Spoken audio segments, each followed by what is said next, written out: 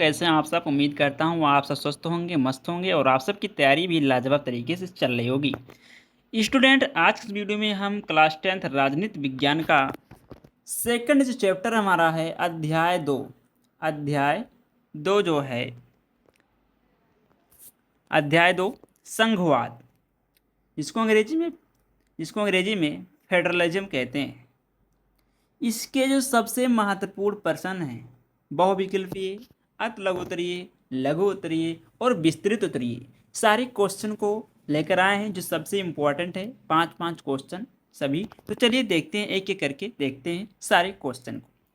देखिए, हमारा जो पहला क्वेश्चन है, जो 1 अंक वाले प्रश्न हैं।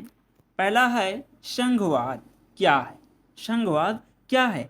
तो वह शासन व्यवस्था जिसमें केंद्र और राज्य सरकारों के बीच शक्तियों का विभाजन होता है, वह संघवाद कहलाता है, वह फेडरलिज्म कहलाता है। राइट, ये हो गया क्वेश्चन नंबर 1 का आंसर। सेकंड क्वेश्चन है, भारत में सरकार के कितने स्तर हैं?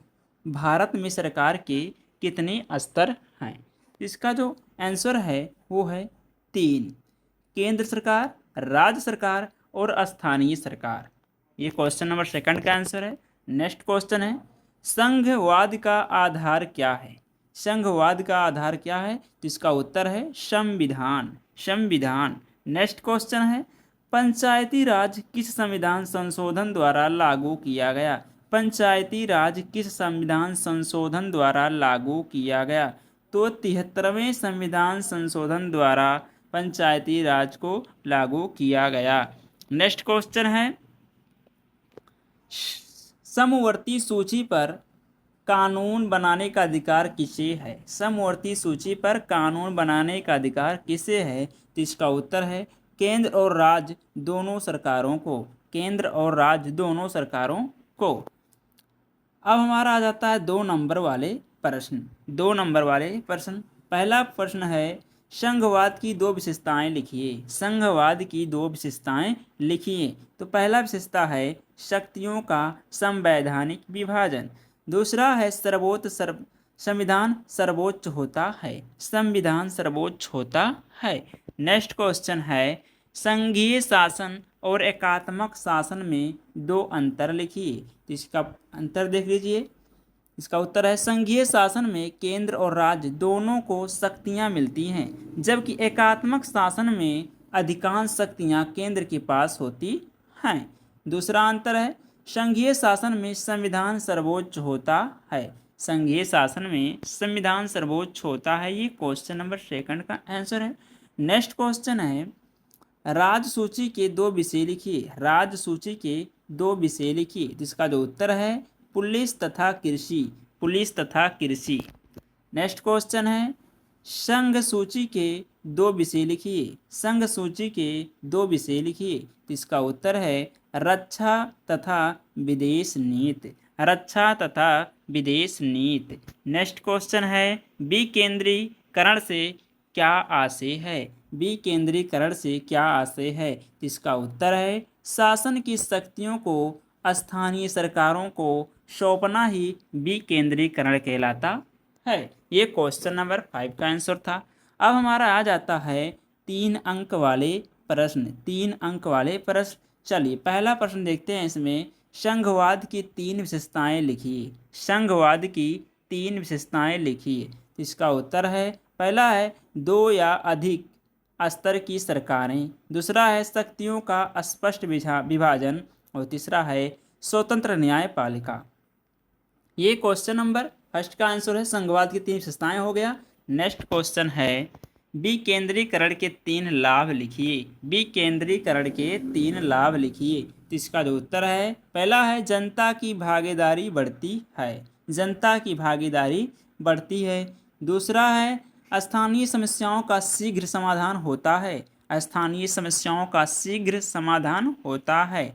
तीसरा है विकास कार्यों में तेजी आती है। ये क्वेश्चन नंबर 2 का आंसर है। नेक्स्ट क्वेश्चन है, भारत में संघवाद को सफल बनाने वाले 3 कारण लिखिए। तो नंबर 1 है लोकतांत्रिक व्यवस्था। नंबर 2 है भाषाई राज्यों का गठन और नंबर 3 है स्वतंत्र न्यायपालिका, स्वतंत्र न्यायपालिका। नेक्स्ट क्वेश्चन है क्वेश्चन नंबर 4, स्थानीय स्वशासन के 3 कार्य लिखिए। स्थानीय स्वशासन के 3 कार्य लिखिए। तो इसका जो उत्तर है सड़क और नालियों का निर्माण, दूसरा स्वच्छता की व्यवस्था, तीसरा पेयजल और प्रकाश की व्यवस्था। ये 3 स्थानीय स्वशासन के कार्य हैं। राइट।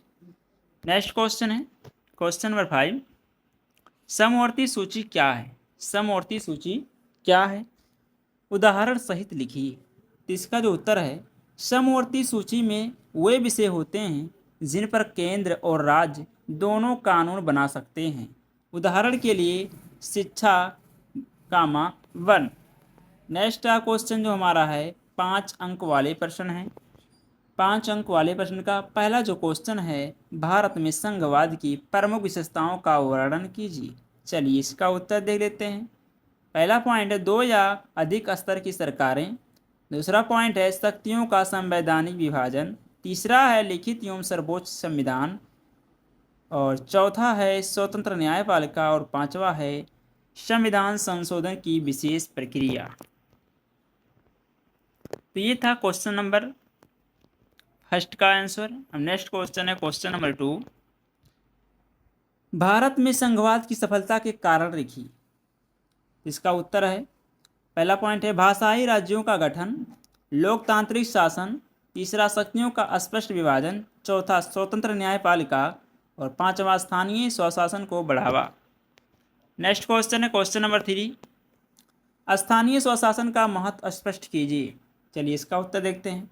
लोकतंत्र को मजबूत बनाता है, जनता की भागीदारी बढ़ती है, स्थानीय समस्याओं का समाधान होता है, विकास कार्यों में गति आती है, जवाबदेही बढ़ती है।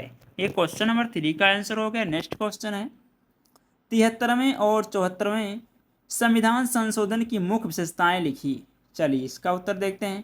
पंचायतों और नगर निकायों को संवैधानिक दर्जा, नियमित चुनाव, महिलाओं तथा अनुसूचित जनजाति के लिए आरक्षण, राज्य निर्वाचन आयोग की व्यवस्था, स्थानीय विकास को बढ़ावा।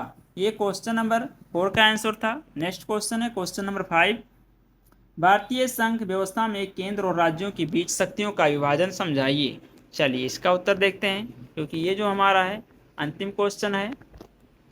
देखिए संघ सूची में रक्षा, विदेश नीति, मुद्रा आदि, राज्य सूची पुलिस, कृषि, सार्वजनिक स्वास्थ्य आदि, समवर्ती सूची शिक्षा, वन, विवाह आदि जिन पर केंद्र और राज्य दोनों कानून बना सकते हैं, अवशिष्ट विषय केंद्र सरकार के अधिकार में होते हैं। तो ये था हमारा अध्याय 2 संघवाद से related some most important question, सबसे अधिक जो महत्वपूर्ण है, जो आपके बोर्ड एग्जाम में पूछे जाने की बहुत ही ज़्यादा चांस है। तो ये था, हमने बता दिया सारे के सारे क्वेश्चन और उसका आंसर। तो आई होप आप सभी को वीडियो पसंद आया होगा। तो प्लीज़ वीडियो को लाइक करिए, शेयर करिए, सब्सक्राइब करिए और हमें सपोर्ट कीजिए। तो आज के लिए इतना ही, मिलते हैं नेक्स्ट वीडियो में। तब तक के लिए पढ़ते रहिए, मस्त रहिए। जय हिंद, जय भारत।